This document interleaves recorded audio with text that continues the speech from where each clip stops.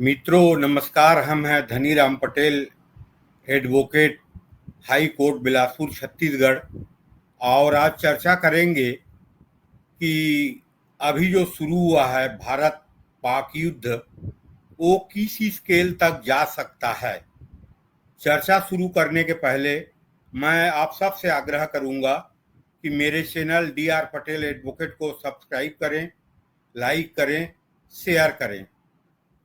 मित्रों, अभी 7 मई को भारत ने पाकिस्तान के 9 आतंकवादी सेंटर को जो ध्वस्त किया और जो पराक्रम दिखाया भारत ने, ये अद्भुत है।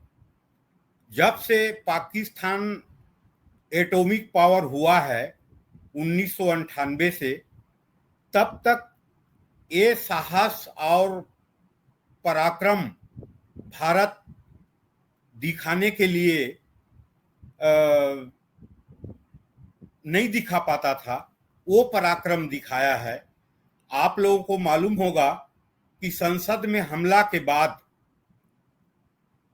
2001 में तत्कालीन सरकार ने सीमा पे लगभग 6 माह पूरे भारतीय सैनिकों को डिप्लॉय किया था, जो 13 दिसंबर 2001 से जून 2002 तक डिप्लॉयड थे। और अरबों डॉलर खर्चा हुआ और हमारे सैकड़ों सैनिक शहीद हुए, लेकिन हम पाकिस्तान को सबक नहीं सिखा पाए थे। लेकिन अभी जो पहलगाम हमला के बाद भारत ने पाकिस्तान के खिलाफ जो साहसिक कार्रवाई किया है और 9 आतंकवादियों के अड्डों को उड़ाया है और पाकिस्तान में घुस के उन्हीं के मान में मारा है, ये अद्भुत है। इसके लिए भारत सरकार और भारतीय सेना को बधाई। और ऑपरेशन सिंदूर के लिए भारत सरकार और भारतीय सेना की उपलब्धि को बधाई, सैल्यूट। मित्रों, कोई भी सभ्य समाज युद्ध नहीं चाहता। खासकर भारतीय दर्शन जो है विश्व में शांति, सद्भावना, मानवता और वसुधैव कुटुंबकम की बात करता है। लेकिन 77 साल पहले जो पाकिस्तान बना और पाकिस्तान का जो बुनियाद है और मुस्लिम लीग के जो सिद्धांत है और पिछले 77 साल का जो अनुभव है, पाकिस्तान कभी भी अभी जो वहाँ के संवैधानिक ढांचा है और भारत से घृणा, हिंदुओं से घृणा पर आधारित जो पाकिस्तान है, वो नॉर्मल स्टेट नहीं बन सकता। हम मुस्लिम लीग के स्थापना 1906 से, लाहौर डिक्लेरेशन 1940 से लेके मुस्लिम लीग के सीधी कार्रवाई 1946 से लेके भारत पाक विभाजन 1947, 1948 के भारत पाक युद्ध को देख चुके हैं। भारत ने हमेशा उदारता से पाकिस्तान को इस उम्मीद से कि एक सिविलाइज समाज बन जाएगा, एक नॉर्मल स्टेट बन जाएगा करके उदारता से अपने जो जितना देना था पाकिस्तान को उससे अधिक दिया। लेकिन आज तक पाकिस्तान पिछले 77 साल में नॉर्मल स्टेट नहीं बना है। और मेरे को तो लगता है कि और 50 साल तक जो पाकिस्तान का बुनियाद है और ढांचा है, वो नॉर्मल स्टेट नहीं बन सकता। आप लोग जानते हैं कि विभाजन के तहत जो देनदारियां थी भारत ने पाकिस्तान को पूरा दिया, लेकिन जो पंजाब और सिंध और पूर्वी बंगाल से जो हिंदू सिख आए थे, उनकी संपत्ति के एवज में जो मुआवजा पाकिस्तान को देना था पाकिस्तान ने नहीं दिया। फिर 1950 में नेहरू लियाकत समझौता हुआ कराची में, कराची एकार्ड हुआ। उसमें एक दूसरे के अल्पसंख्यकों को सुरक्षा करने की बात हुई, पाकिस्तान ने नहीं किया। सिंधु जल समझौता कितना उदारता से भारत ने किया 1960 में, उसके एहसान और सद्भावना को पाकिस्तान ने कभी नहीं माना। 1962 में जब चीन ने हमला किया तो चीन के साथ वो हमला करना चाहता था, अमेरिका के दबाव में उसने नहीं कर पाया। 1965 में हमला किया। 1965 में ताशकंद समझौता हुआ, जो क्षेत्र हमने कब्जा किया था पाकिस्तान के उसको वापस कर दिया। पाकिस्तान फिर भी नॉर्मल स्टेट नहीं बन पाया। 1971 के भारत पाक युद्ध में, जिसमें बांग्लादेश अलग राष्ट्र बना, उस समय जो 10,000 वर्ग किलोमीटर भूमि पाकिस्तान के भारत ने कब्जा किया था, शिमला समझौता 72 के साथ सब वापस किया। कितना उदारता से जो सीज फायर था, एलओसी के रूप में इसको स्वीकार किया दोनों राष्ट्रों ने। उसके बाद जुल्फिकार अली भुट्टो यहाँ से जब गए समझौता करके, शिमला समझौता करके, 15 दिन बाद उसने बोलना शुरू कर दिया, घास खाएंगे लेकिन परमाणु बम बनाएंगे।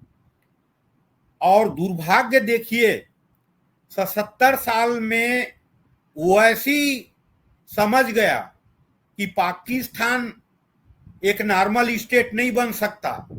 पाकिस्तान मुसलमानों के, भारतीय मुसलमानों के हित नहीं चाहता, ये वो ऐसी समझ गया।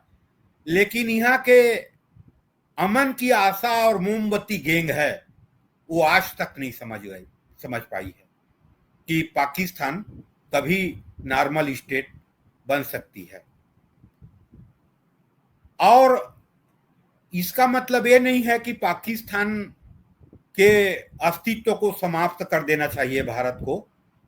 अस्तित्व की समाप्त करने की बात नहीं है। पाकिस्तान आज नॉर्मल स्टेट होता तो यहाँ के जो लिब्रांडू गैंग जो है मीडिया के, वो बोलते हैं कि हमें टेबल पे बात करना चाहिए और इस युद्ध में इतना हानि हो रहा है तो युद्ध से हमें परहेज करनी चाहिए।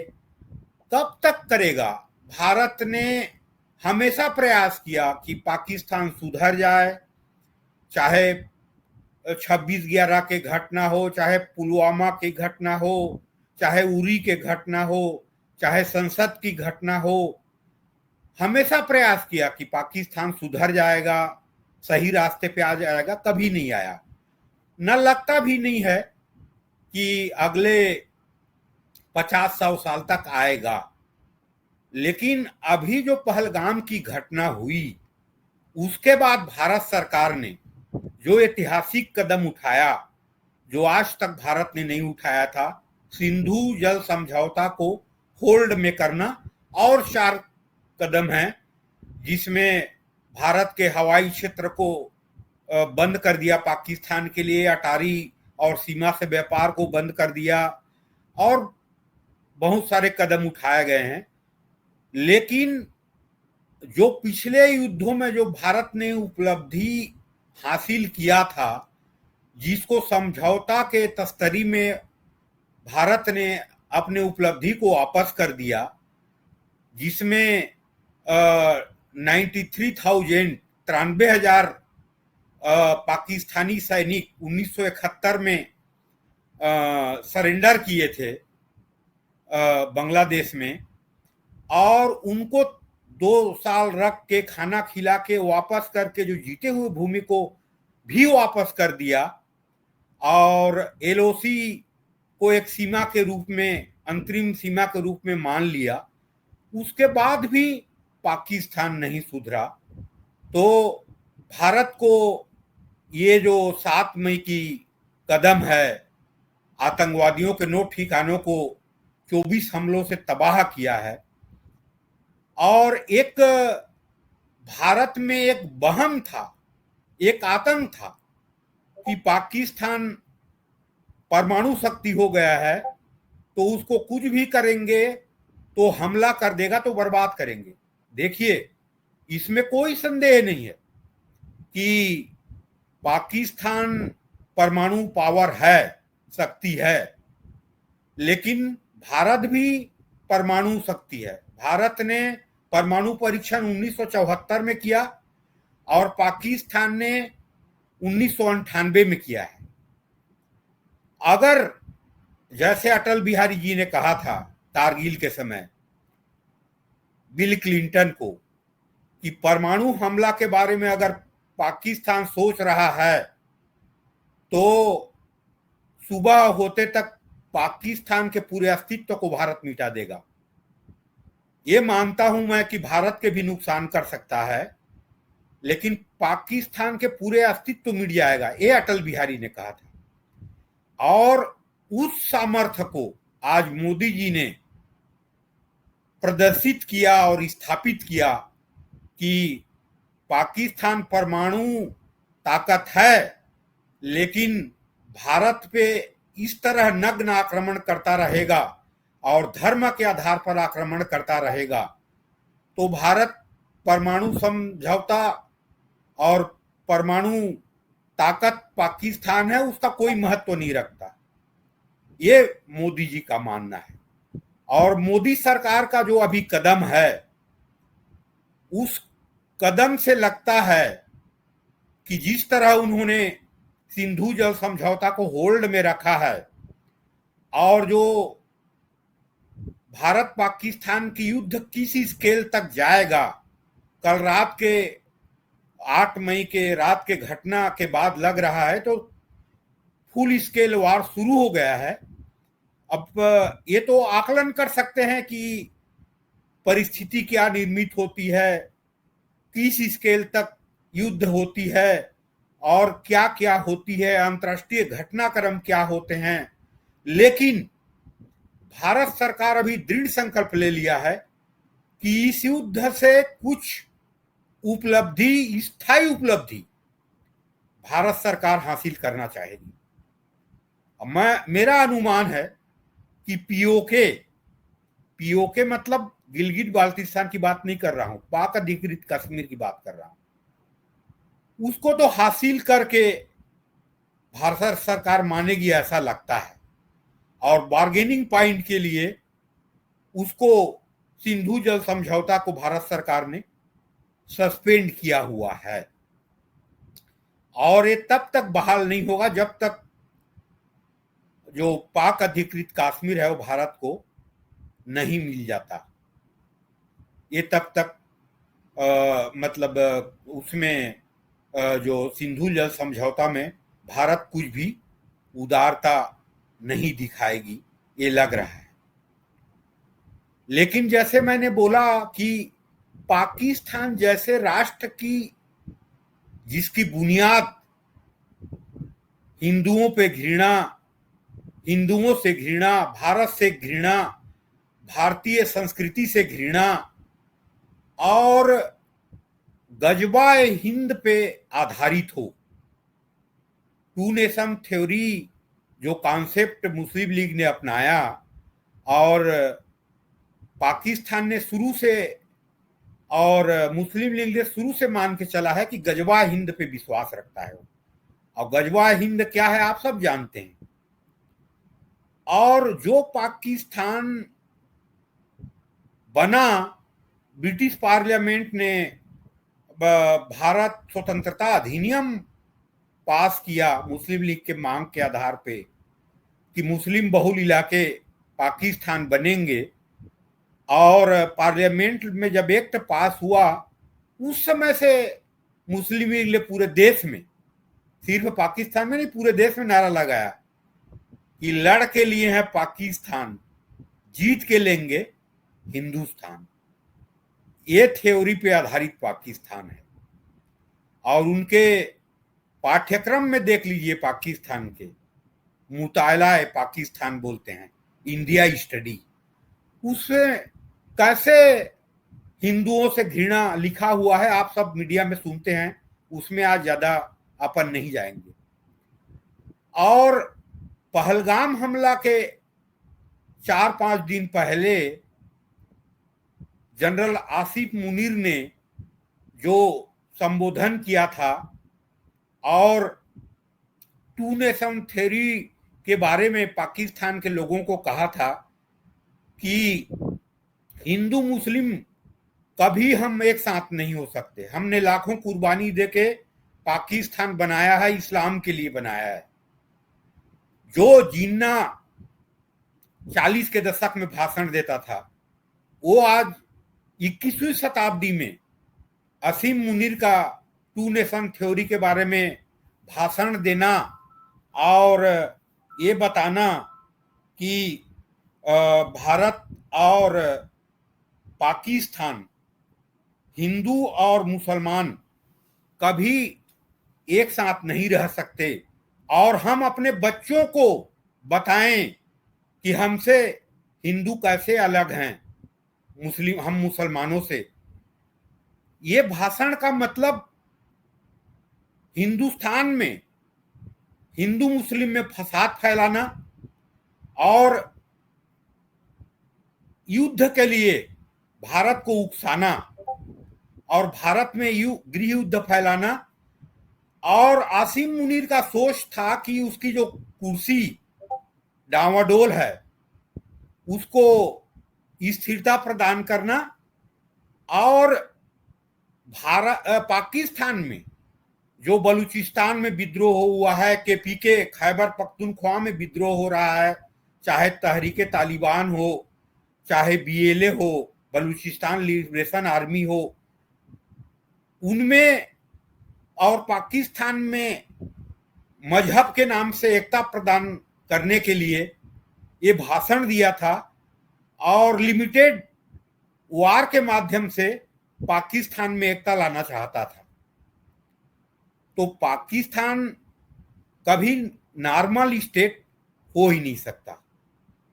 हाँ, पाकिस्तान टुकड़ों में बढ़ जाए तो हो सकता है जो टू नेशन थ्योरी पे के बुनियाद पे जो पाकिस्तान बना है वो नॉर्मल स्टेट धीरे धीरे हो जाए, जो 3-4 टुकड़ों में बढ़ जाए।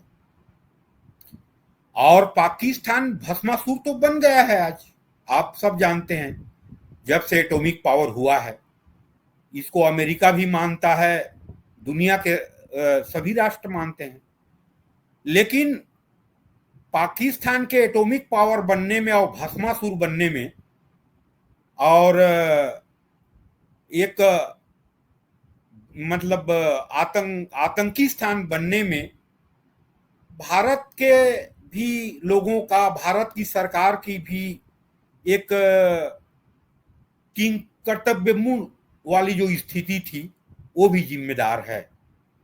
आप लोग जानते हैं और मीडिया में पढ़े हैं कि 1987 में जब इजराइल ने इराक के परमाणु संस्थान को नष्ट किया, उस समय तत्कालीन राजीव गांधी सरकार से भी बाइलेटरल रिलेशन भी नहीं था, तो पर भी उसने निवेदन किया था कि हमको बंबई की एयरपोर्ट दे दो तो पाकिस्तान के जितने परमाणु संस्थान है उसको नष्ट कर देंगे।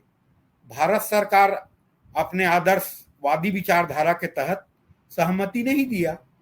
अब जो भी हो गया इतिहास की घटना है, तो ये तो हो गई है। लेकिन अभी जिस सामर्थ्य और पराक्रमता से पाकिस्तान पे भारत हमला कर रहा है, अद्भुत है। और भारत के एयर डिफेंस सिस्टम, भारत के सेना के पराक्रम और हर टारगेट में सटीक उपलब्धि हासिल करना, भारत के सेना और भारत की सरकार बधाई के पात्र है। यहाँ पे अंत में मैं ये चर्चा करना चाहूंगा कि क्या बलूचिस्तान में विद्रोह हो सकता है। ये युद्ध अभी जो फुल स्केल में युद्ध जो शुरू हो गई है, तो अभी 10 दिन पहले खत्म नहीं हो गया ऐसे लग रहा है, जो परिस्थिति दिख रही है। और इस 10-12 दिन में बलूचिस्तान में तो विद्रोह होगा और वो लोग फुल स्केल में विद्रोह करेंगे और अपने आप को इंडिपेंडेंट भी डिक्लेयर कर सकते हैं, लेकिन अंतर्राष्ट्रीय परिस्थिति और भारत के स्थिति और पाकिस्तान की स्थिति, ये सब पर निर्भर करेगा कि बलूचिस्तान विद्रोह करेगा, उसके बाद क्या बलूचिस्तान इंडिपेंडेंट राष्ट्र बन सकती है, हो सकता है बन सकती है। ऐसे ही सोचते थे बांग्लादेश के बारे में, लेकिन बांग्लादेश बन गया। लेकिन उस समय की परिस्थिति और आज की परिस्थिति बहुत अलग है, इस बात को भी हमें मानना चाहिए। और आप सबसे मैं एक आग्रह करूंगा कि पाकिस्तान बेस्ड जो सोशल मीडिया हैं वो भारत के बारे में जैसे दुष्प्रचार कर रहे हैं उससे सावधान रहने की हमें जरूरत है।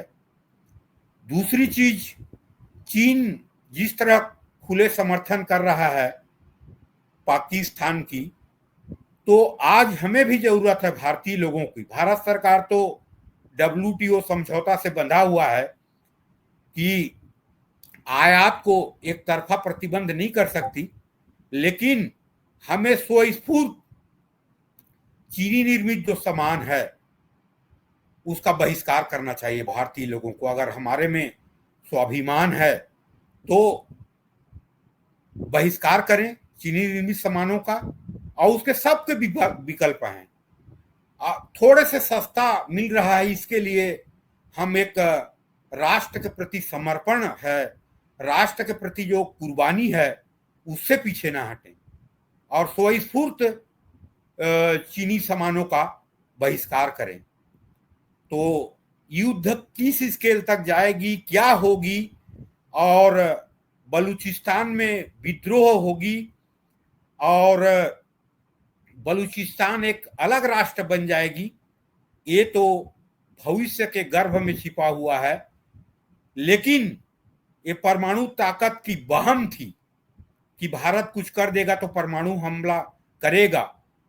इस वहम और आतंक को तोड़ के पाकिस्तान पे जिस तरह आतंकवादियों के अड्डों और उनके सैनिक ठिकानों को भारत सरकार ने और भारत की सेना ने हमला किया है, अपने पराक्रम और सामर्थ्य दिखाया है, इसके लिए मैं भारत सरकार और हमारी सेना और भारतीय लोगों की एकता सबको मैं बधाई देता हूं। धन्यवाद। जय हिंद, जय भारत।